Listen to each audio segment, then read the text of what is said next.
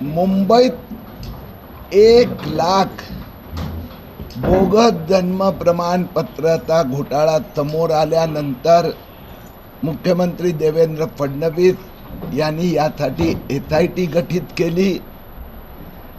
SIT आणि महापालिकेचा vigilance कमिटीचा जो पहिला अंतरिम इन्फॉर्मल अहवालात बाहेर आला आहे की 19,860 सर्टिफिकेट हे गेल्या वर्षभरात बेनामी लोकांना देण्यात आले आहे। हे बेनामी घोस्ट आयडेंटिटी असू शकते, बांगलादेशी असू शकतात। SIT सोमवारपासून त्याचा तपास पुढे गतीने सुरू करणार आहे। असाच प्रकारचा घोटाळा पुणे महापालिकेत झालेला आहे। तिथेही 15,000 अशा प्रकाराचे बोगस बेकायदेशीर सर्टिफिकेट देण्यात आले आहे। त्यासाठी मंगळवारी मी स्वतः पुण्याला जाणार आहे। आज कल्याण डोंबिवली महापालिका, उल्हासनगर व ठाणे या तिन्ही महापालिकेचे माझी भेट चर्चा सुरू आहे।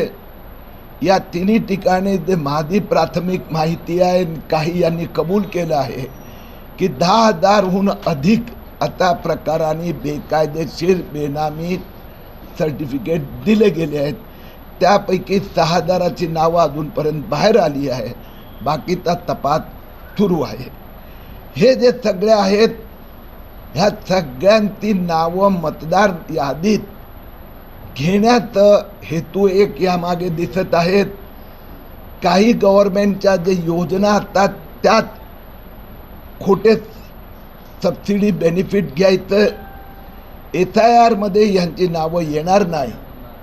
मी परवा महाराष्ट्र SIRची निवडणूक आयोगाने बैठक घेतली होती। त्यात आग्रह केला आहे की महाराष्ट्रात गेल्या वर्षी 3,00,000 जन्म प्रमाणपत्र रद्द झाले आहेत। यापैकी 2.25 लाख लोकांची बांगलादेशी घुसखोर अपात्र लोकांची मतदार यादीत नाव आहे, ते त्यांनी बाहेर काढावे लागणार।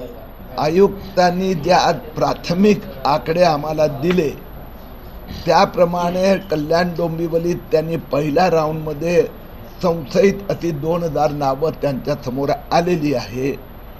आयुक्तांनी स्वतः ह्या विषयात चौकशी करण्यासाठी एक स्पेशल इन्व्हेस्टिगेशन टीम म्हणजे महापालिकेची SIT गठीत करण्याचे आज निर्णय घेतला आहे। आमच्या सोबत आमचे सगळे नेते होते। हे स्वतः हे लोक पण लक्ष देणार आहेत।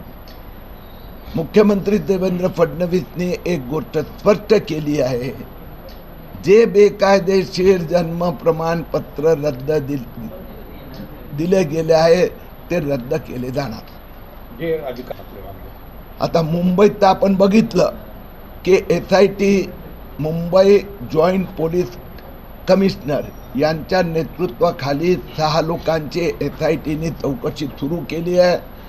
आतापर्यंत 3 आरोग्य अधिकारी निलंबित झालेत। मुंबईत 2 विरोधात गुन्हाही दाखल झाला आहे।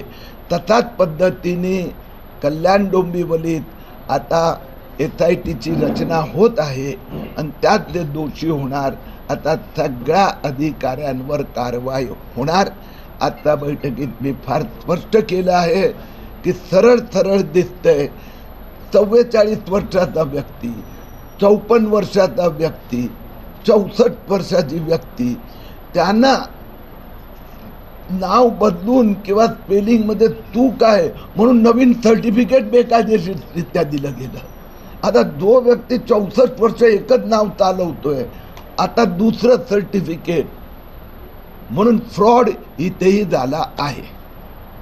ह्या ज्या माझ्यासोबत ते सगळे अधिकारी आहे, गटनेता आहे, आमदार आहेत, उपमहापौर राहुल आहे, या सगळ्यांना मी विनंती केली आहे की त्यांनी पुढच्या आठवड्यात त्या सगळ्यांनी मिळून आयुक्त आणि त्यांच्या टीमबरोबर विशेष वेगळी बैठक या विषयात घ्यावी आणि महिन्याच्या आत, कारण की ह्या सगळ्यांचं SIR मध्ये नाव येता कामा नये मतदार यादीत, म्हणून महिनाभरात आत हे सगळं ऑपरेशन कंप्लीट झालं पाहिजे.